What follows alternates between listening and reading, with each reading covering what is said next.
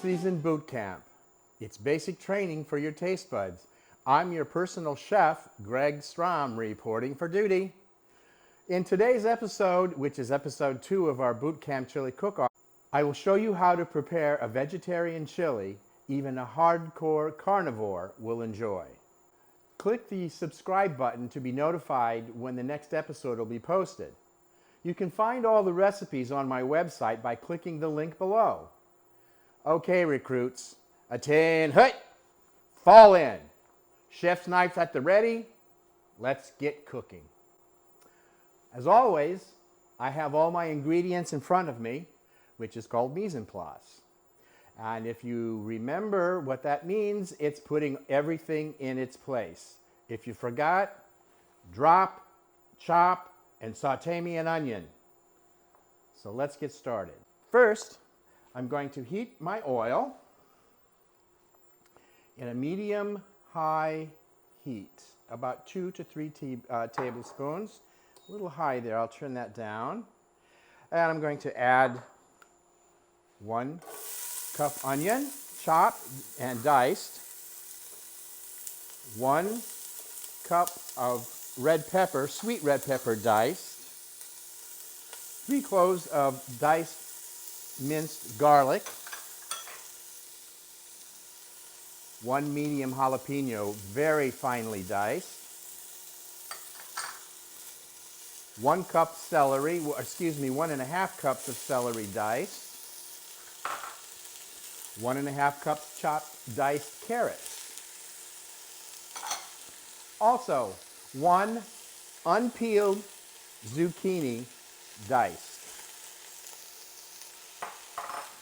We also now have a medium-sized sweet potato diced.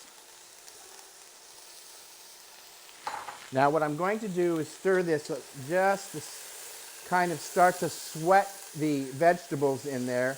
As I said, this is totally a vegetarian chili, so there is no meat whatsoever in this. So what we want to do is to make sure that the vegetables are sweating, so they are starting to soften, and you can hear the sizzling starting to lower. So that tells me that they are starting to sweat. So this will take about a minute or so. And the next thing we are going to add is the seasoning. Now for the seasoning, I have here all of the seasonings together. I have cumin, I have oregano, I have curry powder, and that's it. So, and chili powder. I also have 2 tablespoons of chili powder. So now I'm just going to add that into this mix. And what will happen is it'll start to become fragrant, which tells me that the essential, or the oils in the dried seasoning are starting to come out, and it will really start to perfume the vegetables that are softening. There we go. Now I'm going to turn this up just a little. The next thing we're going to be adding, I'm going to be adding a 16-ounce can of stout. You can use whatever your favorite stout is, or if you want to just use a plain 16-ounce can of beer, it's fine. Then we also have 1 28-ounce can of crushed tomatoes, and this will form the chili sauce. There we go. You hear that?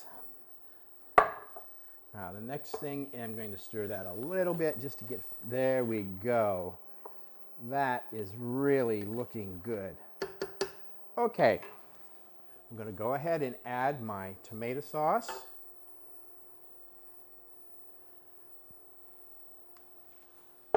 Give that a stir. Now what's going to happen is this will come to the boil. And once it comes to the boil, I am going to lower the heat to medium-low. And one of the things that we want to make sure that we don't do, and that is overcook the sweet potato. We want the sweet potato just to be nice and fork tender. So there we go. We're starting. Oh, I can feel it starting to bubble up a little bit. And when it gets to the boil, the next thing we're going to add 1 can of drained and rinsed red kidney beans. Doesn't matter, you can use whatever kidney beans you like, or if you want to use cannellini beans, you can. It doesn't really matter. But this recipe calls for them. There we are, we're at the boil right now. So let me just stir that. And I'm going to lower the heat to medium-low because we don't want the potatoes to become mushy. Adding the kidney beans and also 1.5 cups frozen thawed corn. And the corn, no sauce in the corn. If you buy frozen corn with sauce in it, you want just plain, ordinary niblet corn. Mix that all together, and that's as simple as it is. The next thing I'm going to do is just to cover this, and we're going to let it go for 20 to 25 minutes. I'm going to check the potatoes at 20. If they're done at 20, I'll take it off. If they're not, I'll let it go till 25. I'm just going to give you a quick lesson on how to do the perfect dice.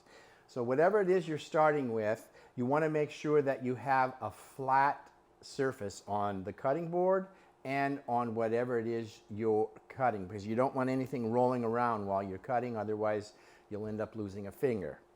So I'm just going to start. I'm using the sweet potato because it's probably the hardest thing to master, and if you can do that, you can dice anything.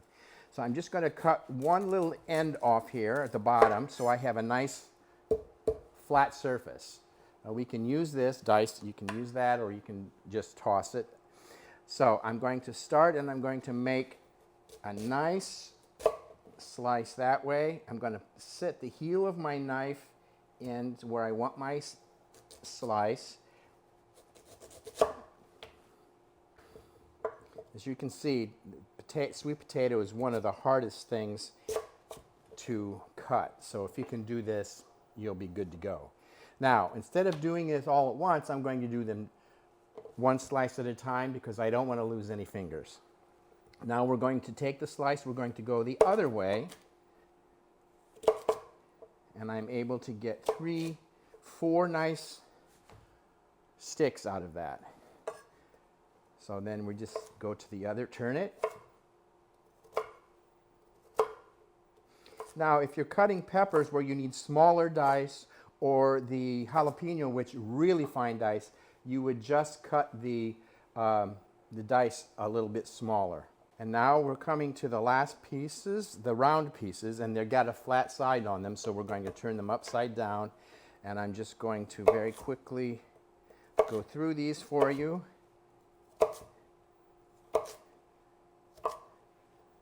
Take that extra piece. You want to try to get them as uniform as possible so they look nice in the presentation when you're cooking. So if you have this little piece like this, you can just put it aside.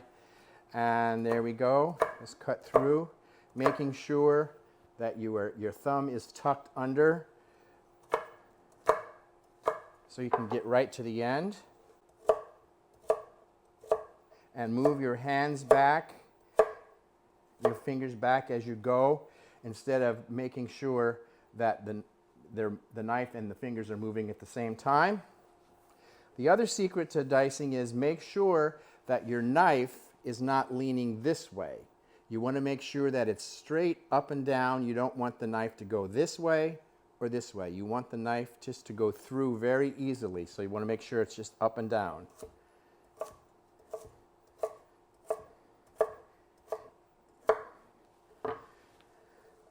And there you have it, a perfectly diced sweet potato. If you can do this on a sweet potato, you can do this on anything. And that's today's tip. We finished cooking. I'm checking it now at about 20 minutes.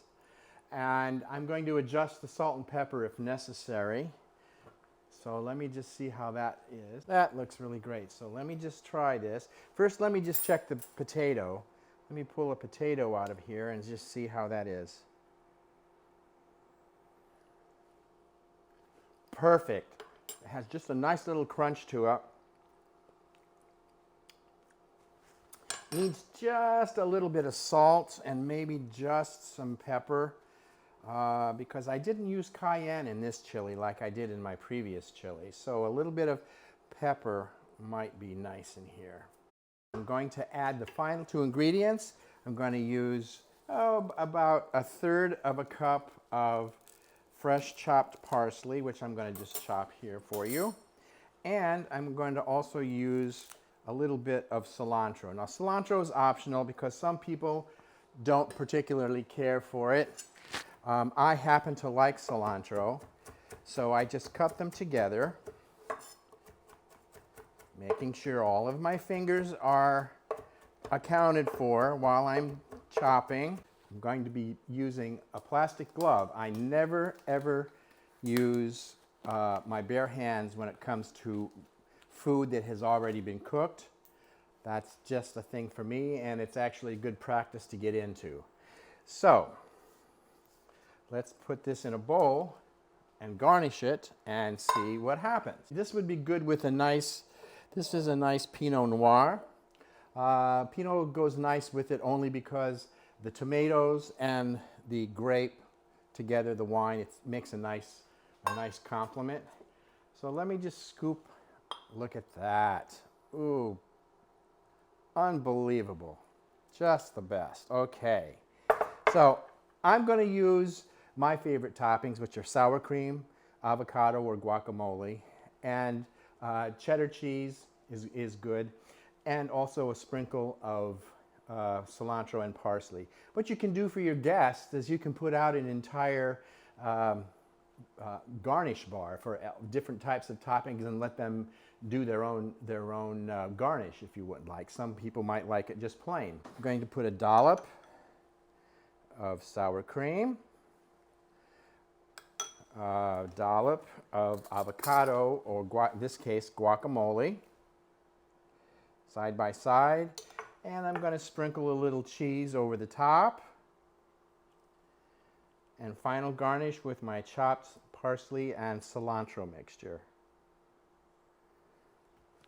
And there you have it. In our next episode of the Bootcamp Chili Cook-Off, I'll be making my prize-winning chili.